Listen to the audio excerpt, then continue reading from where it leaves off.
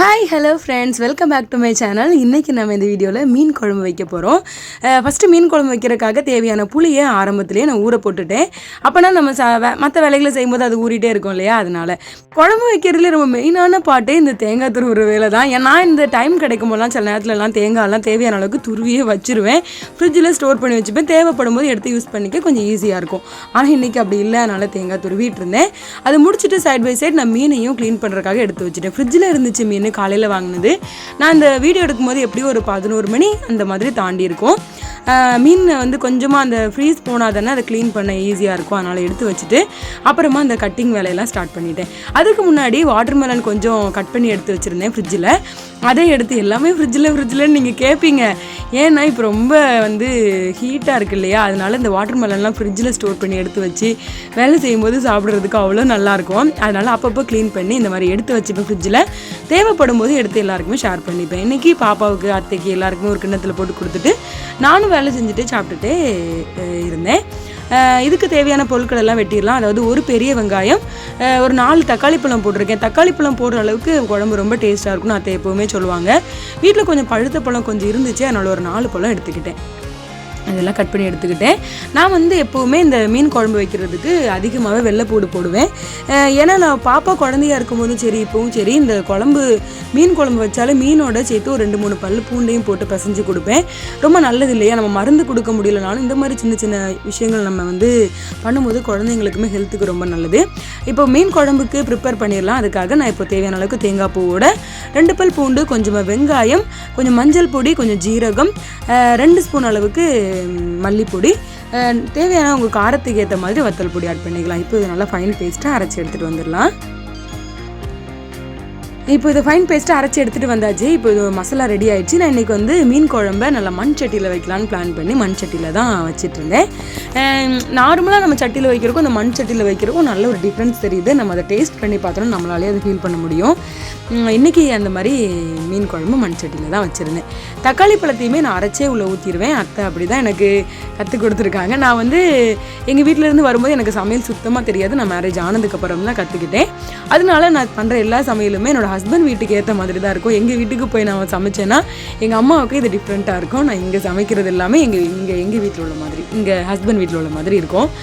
இதோட நிறையவே கருவேப்பிலை போட்டுப்பேன். அதாவது வெங்காயம், பச்சை மிளகா, கருவேப்பிலை எல்லாத்தையுமே உள்ளே போட்டுட்டு புளி எல்லாத்தையுமே கரைச்சி உள்ளே ஊற்றிடணும். மீன் குழம்புக்கு குழம்பு கூட்டியாச்சு. இப்போ இதை நம்ம அடுப்பில் வச்சு விட்டுட்டு தேவையான அளவுக்கு தண்ணி கொஞ்சம் ஊற்றிக்கலாம். ஏன்னா இது வந்து நல்லா காஞ்சதுக்கு அப்புறம் தான் நம்ம இந்த மீன் போட போகிறோம். அதனால் தேவையான அளவுக்கு தண்ணி நல்லாவே நிறுத்திட்டு அதுக்கப்புறமா நம்ம மூடி போட்டு வச்சிடலாம். அது கொதிச்சுட்டு இருக்கட்டும். அதுக்குள்ளே நம்ம இந்த மீனை கழுவி எடுத்துகிட்டு போயிடலாம். இந்த மீனை வந்து கேரளா சைடில் வந்து கிளி மீன், அப்புறமா புதிய மாப்பிள்ளை அப்படிலாம் சொல்கிறாங்க.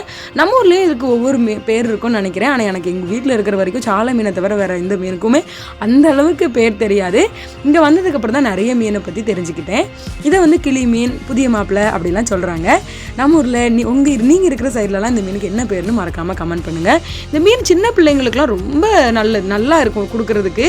ஏன்னா ரொம்ப சாஃப்டாக இருக்கும். முள் இருந்தாலும் நம்ம எடுக்கிற மாதிரி தான் இருக்கும். பாப்பா ரொம்ப விரும்பி சாப்பிடுவா. சின்ன பிள்ளையிலேருந்தே பாப்பாவுக்கு மீன்னா ரொம்ப இஷ்டம். அவங்க அப்பாவுக்கு அந்த மாதிரி, அதனால் அவளுக்குமே ரொம்பவே மீன் பிடிக்கும். அதுக்காக எனக்கு பிடிக்காதான்னு இல்லை, எனக்கும் பிடிக்கும். ஆனால் அவங்க அப்பா அளவுக்கு எனக்கு கிடையாது.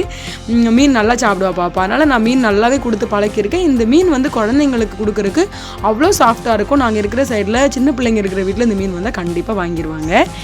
நமக்கு மட்டும் இல்லை, பூனைக்கு கூட மீன்லாம் வாங்கினோன்னா கொண்டாட்டம் தான். இந்த மீனை வந்து அத்தை கோடாக போட்டு உள்ளே போட்டுருமா, அப்போ நான் மசாலாலாம் உள்ளே இறங்கும்னு சொன்னாங்க. அதனால மீன் மேலே அந்த பொரிக்கிறதுக்கெலாம் நம்ம போடுவோம்ல, அந்த மாதிரி கோடு போட்டு கட் பண்ணி தான் மீனில் போட்டேன்.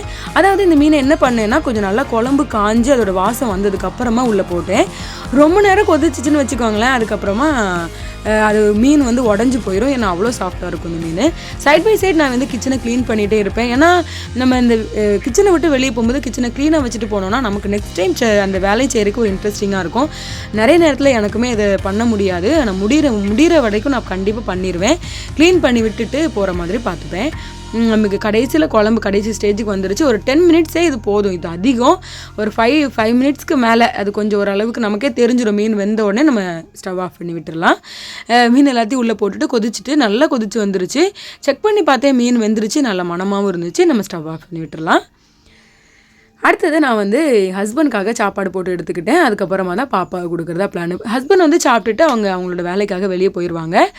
அதனால் கொஞ்சம் சமையல் வேலையுமே சீக்கிரமாக முடிச்சாச்சு. இப்போ அவங்களுக்கு சாப்பாடு கொடுத்துட்டு நெக்ஸ்ட்டு நான் பாப்பாவுக்கு சாப்பாடு கொடுக்கணும். நான் ஃபஸ்ட்டு சாப்பிட்டேன்னா கொஞ்சம் நமக்கு தூக்கம் வர மாதிரி ஆயிரும். சாப்பிட்டுட்டோன்னா சாப்பாடு அவளுக்கு கொடுக்குற அளவுக்கு நமக்கு வந்து எனர்ஜி இருக்காது. ஏன்னா எப்போமாவது படுப்பமான டயர்டான மாதிரி ஆயிரும். அதனால் அதுக்கப்புறமா பாப்பாவுக்கு சாப்பாடு கொடுத்துட்டு தான் நான் சாப்பிடுவேன். பாப்பா வந்து சாப்பிட்றதுக்கு அவளை வீட்டுக்குள்ளே ஏதோ பண்ணிகிட்டு இருந்தா, சேட்டை பண்ணிகிட்டு இருந்தா. அவளை நான் டைவர்ட் பண்ணி கூட்டிகிட்டு வந்தேன். செவரில் உட்கார வச்சு சாப்பாடு கொடுக்குறது என்னமோ அவளுக்கு நல்லா பழகிருச்சு. ஒரு இன்ட்ரெஸ்டிங்காக சாப்பிட்ட மாதிரி இருக்கும். அதனால் நானும் அதை அப்படியே கண்டினியூ பண்ணிடுறது. பக்கத்தில் தான் நிற்பேன், விழ மாட்டேன். பக்கத்தில் நின்று பார்த்துப்பேன். ஏதாவது அந்த சைடு மயில் அந்த மாதிரிலாம் வருமா, மயில் வருமா, பாம்பு வருமா, அப்படி இப்படின்னு சொல்லி ஏமாற்றி சாப்பாடு கொடுத்துட்ருப்பேன். எனக்கு தெரிஞ்சு நிறைய பேரண்ட்ஸ் அப்படி தான் நினைக்கிறேன். ஏதோ வகையில் பொய் சொல்லக்கூடாது குழந்தைங்கக்கிட்ட அப்படி இப்படி சொன்னாலும் இந்த சாப்பிட்ற விஷயத்தில் மட்டும் கண்டிப்பாக போய் சொல்லியே தான் ஆக வேண்டியது இருக்குது. பூனை தான் அவளோட ஃபேவரெட்டு. சாப்பிட்டு முடிச்சாச்சு. அதுக்கப்புறமா சாயங்காலம் என்னோடய வேலை எல்லாமே முடிச்சுட்டு அதுக்கப்புறமா பாப்பா கூட காஃபி குடிக்க போகிறேன். வர காஃபியோட பால் காஃபி தான். அது கூட எங்கள் அத்தை வந்து தட்டைப்பயிர் அவிச்சிருந்தாங்க. அதையுமே எடுத்துக்கிட்டு பாப்பா கூட உட்காந்து காஃபி குடிச்சிட்டு இருந்தேன். அவன் வந்து ஈவினிங் டைமில் ஒரு டம்ளர் பால் குடிப்பாள். அப்புறமா நல்லா விளையாண்டுட்டு இருந்தான். நான் வெளியே எல்லா வேலையுமே முடிச்சுட்டு தானே உள்ளே வந்தேன். அதனால் நான் குடிக்கும்போது அவளும் கொஞ்சம் இன்ட்ரெஸ்ட் ஆகிட்டா. காஃபி அதிகமாக அவளுக்கு கொடுக்காததுனாலே என்னமோ காஃபினா அவளுக்கு ரொம்ப இஷ்டம். நான் தான் கொடுக்கறதில்ல. அதனால் இப்போ என் கூட உட்காந்து ரொம்ப இன்ட்ரெஸ்ட்டாக காஃபி குடிச்சிட்டு பயிர் எடுத்துருக்கவே மாட்டா பாருங்களேன். பயிர் ஒன்று தான் எடுத்துருப்பா பேருக்காக. அப்புறமா ஃபுல்லாக உட்காந்து காஃபி குடிச்சிட்டு இருந்தா. ரொம்ப ஹீட்டாக இருக்குது இல்லையா, அதனால நானுமே இந்த காஃபிலாம் ரொம்ப சூடாக எடுத்துகிட்டு வரல. கொஞ்சம் ஆறுன காஃபி தான். அதனால அவளுக்கு ரொம்ப வசதியாக போச்சு. அவள் பாட்டு குடிச்சிட்டு இருந்தா. நான் 2 மடக்கு தான் குடித்தேன். அதுக்கப்புறம் அவள் தான் அந்த காஃபியை குடிச்சிட்டு இருந்தா. பாவம் பிள்ளை விளையாண்டு டயர்ட் ஆகிட்டா போல். அதனால் பிள்ளைக்கு ரொம்ப தண்ணித்தாக எடுத்துருச்சுன்னு நினைக்கிறேன். அதனால் காஃபி நல்லா அடைச்சிட்டா. இந்த மாதிரி தான் மோஸ்ட்லி எங்களோட ஈவினிங் டைம் போவோம். கண்டிப்பாக என்னோடய வீடியோ உங்களுக்கு பிடிச்சிருந்துச்சுன்னா மறக்காமல் சப்ஸ்கிரைப் பண்ணிக்கோங்க. தேங்க்ஸ் ஃபார் வாட்சிங். பாய்.